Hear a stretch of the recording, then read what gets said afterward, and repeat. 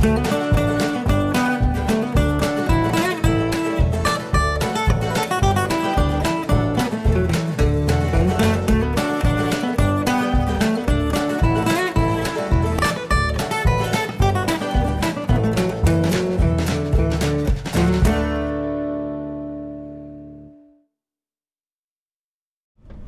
hello everybody. Today we are in Cocoa Beach, Florida. Beautiful Cocoa Beach. Turn left. And we are here to see, well, we're going to see Cocoa Beach, but first, today, we are going to go see Kennedy Space Center. Now, the reason I decided to come down to Cocoa Beach really was because my grandma lives here. She has a condo right on the beach, just down back that way. And, yeah, I haven't been down here in a long time, so I decided I was in Valdosta, and it was only 4 hours or so to get here. So I decided to come on down. So here I am. And so we're going to Kennedy Space Center, like I said. It's a really interesting and very large attraction and museum and everything that just fills you in on all the happenings of the space program from the start to where it is now.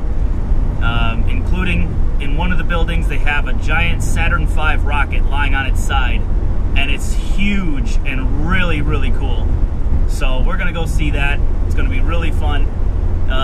Sumo is here with me. I didn't want to leave him in the condo because he gets kind of nervous when I leave him alone, and especially in a strange place. But he's pretty comfortable in the van these days, especially when he's on his little platform and he can see everything. He doesn't seem to get too nervous. So what I'm going to do, because I don't think I can bring him into the Space Center with me, in fact I'm almost certain I can't, I am going to just leave him in the van on his platform, give him food and water, turn on the generator, turn on the air conditioning, and he should be good to go. And I'll just come and check on him every couple hours. But he should be fine, right, Sumo? Yeah.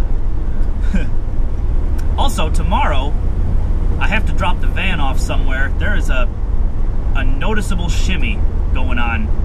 Low speed, high speed, doesn't seem to matter. It's almost as if one of my wheels is wobbling. Maybe a warped rotor, might be a bent rim, might be simply an unbalanced tire, maybe some wheel weights fell off or something. Maybe a belt has broken in one of the tires. I don't know what's going on, but before I drive 1,500 miles back to Michigan on starting Friday, I want to get this thing checked. But that'll be for tomorrow. Today, it's all about the Space Center. So I'll see you folks there.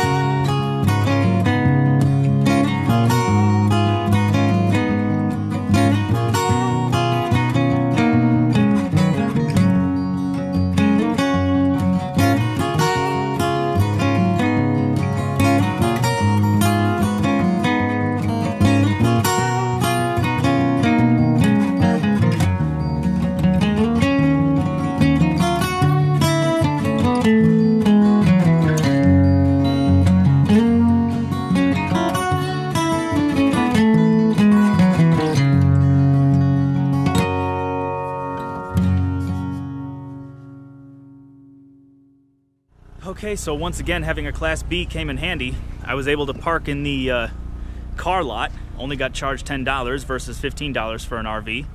But I parked in the back because it's near the grass, so that when I come back and check on Sumo, I'll be able to take him for a walk.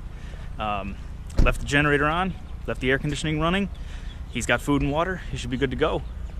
And I also left a note on the inside of the van taped to the window that basically says, dog has food and water and the air conditioning is on. Don't break my window. Here's my phone number, just in case people get nervous about it. But he should be fine. And I'll come back and check on him every few hours. So let's head inside. We can already see the rockets.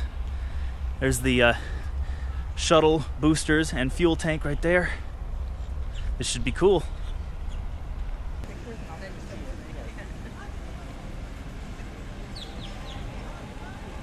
I'm sorry, you're doing the selfie thing.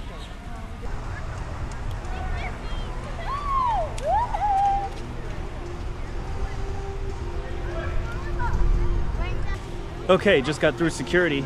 I don't remember there being that much security the first time, or should I say the last time I was here.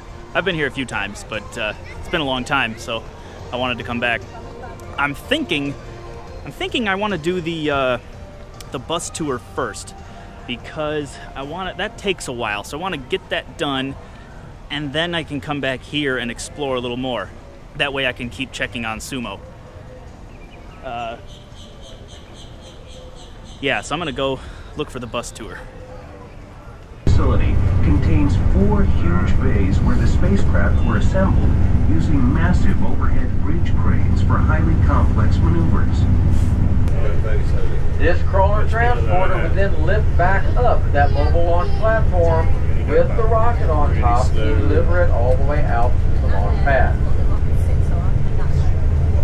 This mobile launch platform in front of us was used during the shuttle program, and by itself weighs in at about 9 million pounds. As we drive by this mobile launch platform, if you look at the underneath side, you'll see where the cutout sections are. These are the exhaust ports where all the flame and the exhaust will come through during a rocket launch.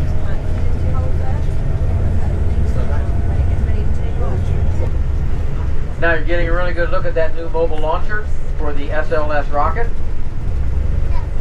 Again, platform and tower, one piece at about 11 million pounds. Yep. Just a moment now, we're going to be turning and driving right across the middle of this crawler pathway. Chance for a really great picture. Either side will be good, left to right.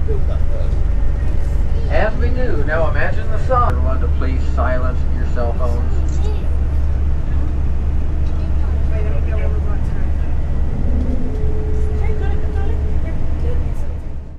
Okay, so we got off the bus, and they dropped us off here where they have a little movie presentation thing, and then you go into another room where they have all the original consoles from the Launch Control Center back in 1968 when they launched Apollo 8, and then they do a brief video where they have a simulation of the launch where the building shakes and everything is really cool, and then from there you move into this room where they have the real Saturn V rocket laying on its side in pieces.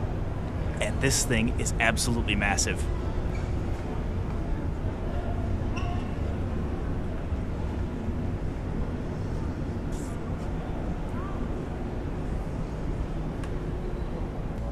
So up here is the capsule where the astronauts were, and then back in this section back here, one of these sections is where the lunar lander would be.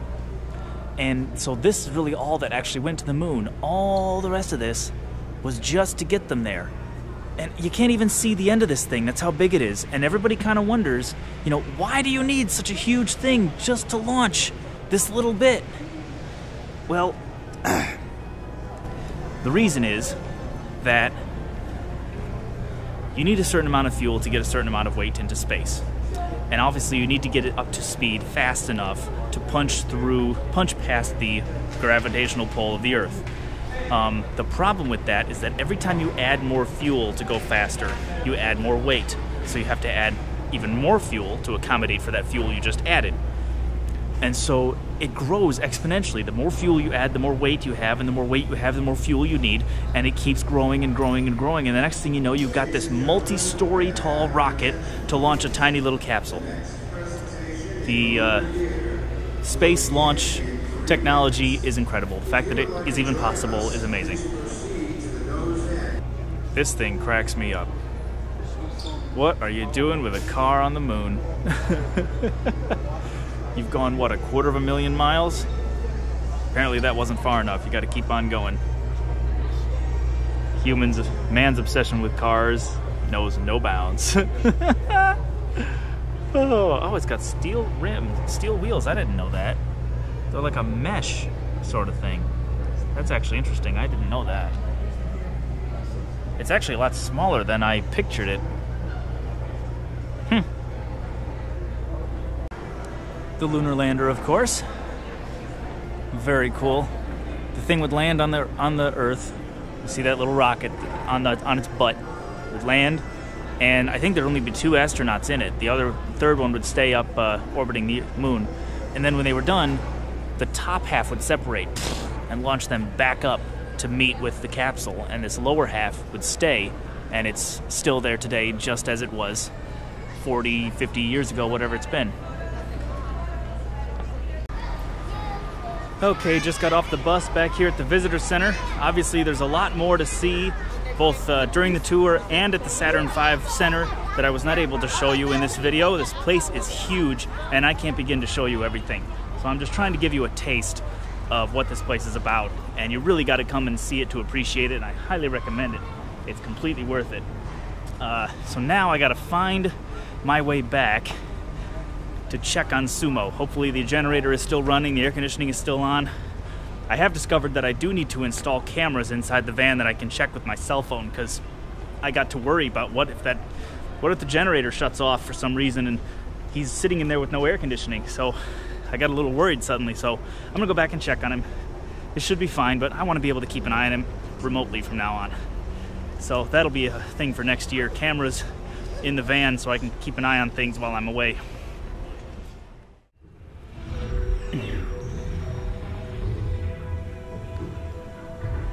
Oh, this is it. This is the what NASA's developing right now, the Orion multi-purpose vehicle to replace the space shuttle.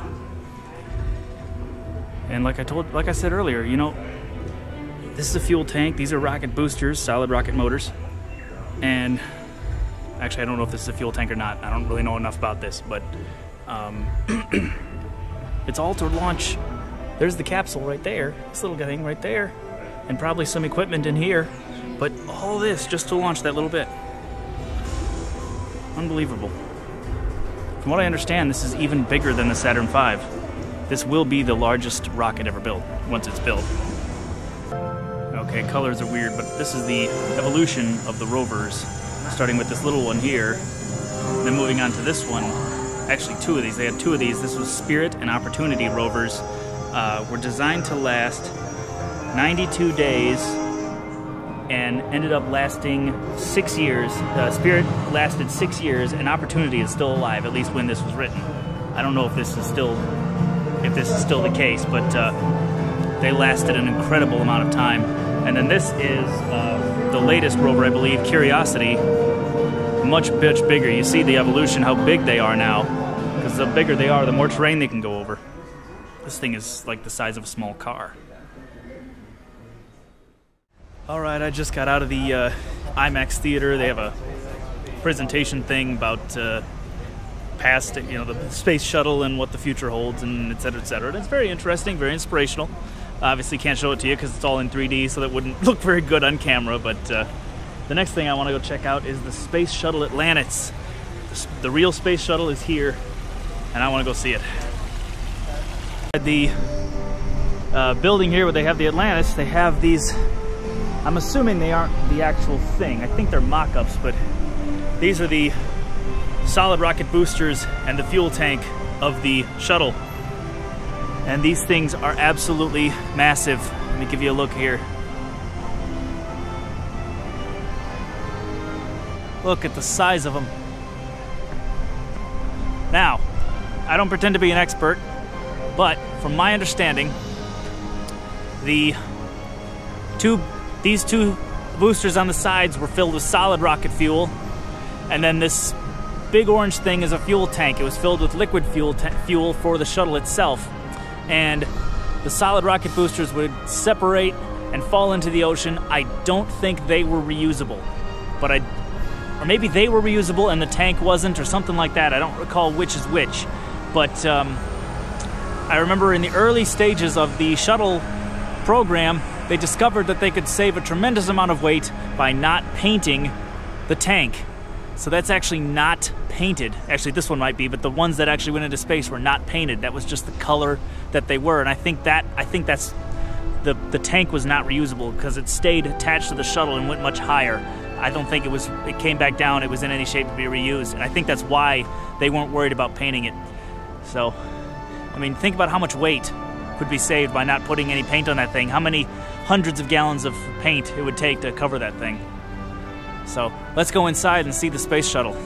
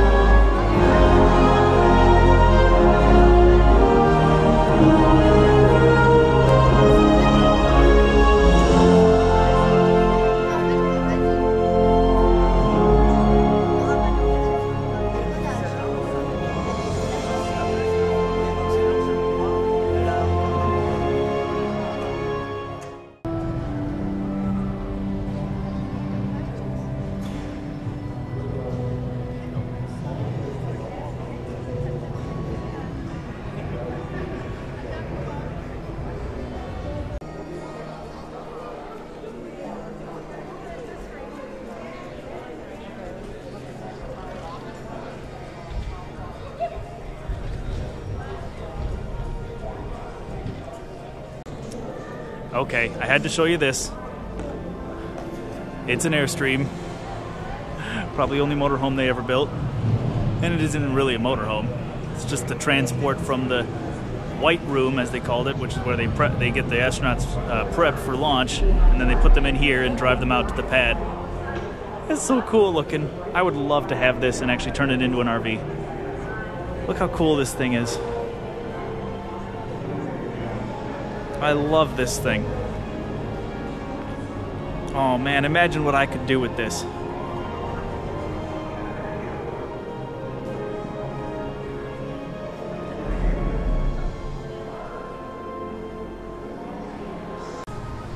Okay, I just left the Atlantis exhibit. Very cool stuff. I even went on the, they have a launch simulator. That's, it's pretty good. It's kind of fun.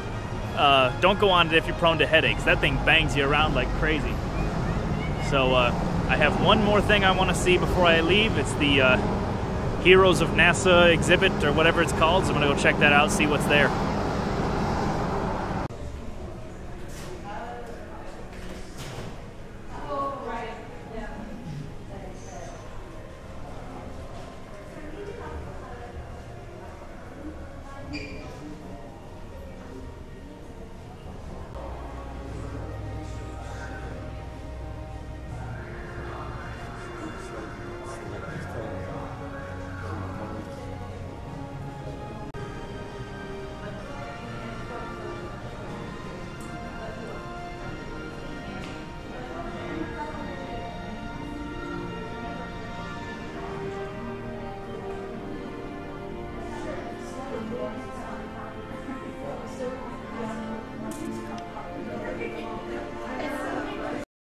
Okay, the Heroes and Legends exhibit was nice, but not very photogenic, so I didn't take much footage, but I guess that's going to conclude my visit here to Kennedy Space Center.